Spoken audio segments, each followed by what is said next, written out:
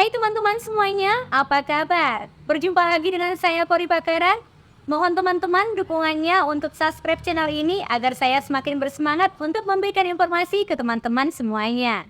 Ini adalah channel kedua saya, channel pertama saya Kori Official. Saya telah kehilangan akses untuk masuk ke sana ya teman-teman.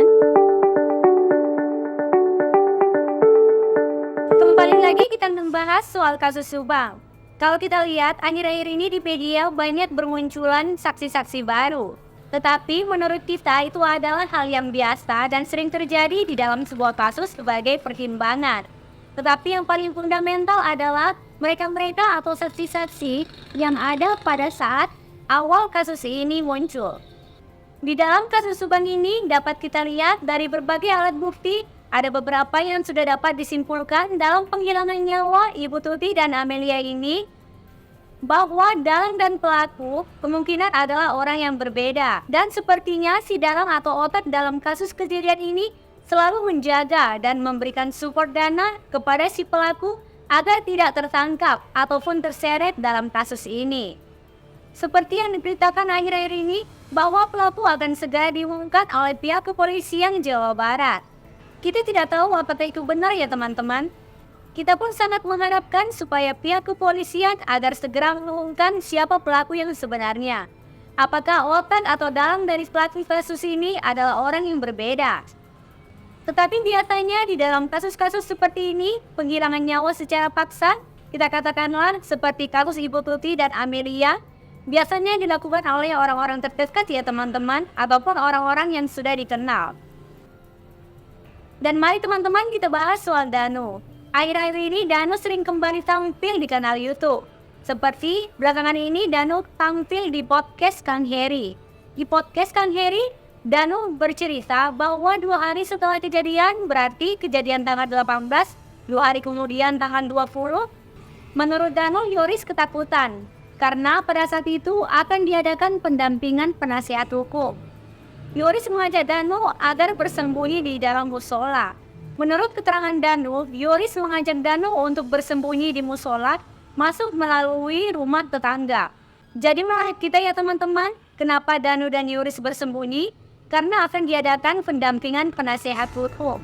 Menurut keterangan Danu, dia hanya ikut-ikutan mengumpat atau bersembunyi karena melihat Yoris bersembunyi. Karena Danu telah menganggap Yoris seperti saudaranya sendiri. Padahal waktu itu belum ada hal yang mau disiapkan pengacara atau penasihat hukum. Lalu mengapa Danu ikut-ikutan sembunyi? Kata Danu, Yoris tidak nyaman bersembunyi di musola. Lalu dia pindah untuk bersembunyi ke Semalang setelah dia menyuruh Mamang untuk membelikan topi dan pakaian. Sesudah hampir 1 jam bersembunyi di musola, Yoris hanya main TikTok saja. Begitu penjelasan Danu di podcast Kang Heri ya teman-teman. Lalu Kang Heri bertanya, setelah ke Semalang, dia pindah ke rumah siapa? Danu menjelaskan ke rumah kakaknya, istri dari Yoris. Kalau kita ingat ya teman-teman, di awal-awal kasus ini, banyak tuduhan dan komentar-komentar baik di media nasional rata-rata mengarah ke Pak Yosep. Karena Pak Yosep adalah orang yang terakhir bertemu dengan Ibu Tuti dan Amelia, dan juga orang yang pertama kali datang ke TKP. Dan kebetulan Pak Yosep ini memiliki 2 istri sehingga pandangan masyarakat hanya tertuju kepada Pak Yosep. Tetapi kalau kita pikir-pikir ya teman-teman, banyak juga suami yang tega menyakiti bahkan menghabisi nyawa istrinya. Tetapi terhadap anak kandung, apalagi putrinya, anak perempuannya yang sudah dewasa itu sangat jarang sekali ya teman-teman meskipun ada. Ditambah lagi tekanan dari anaknya Yoris, semakin memperkuat tuduhan masyarakat terhadap Pak Yosep ini. Namun akhir-akhir ini tuduhan kepada Pak Yosep itu semakin menurun ya teman-teman, melainkan sekarang lebih kepada Yoris.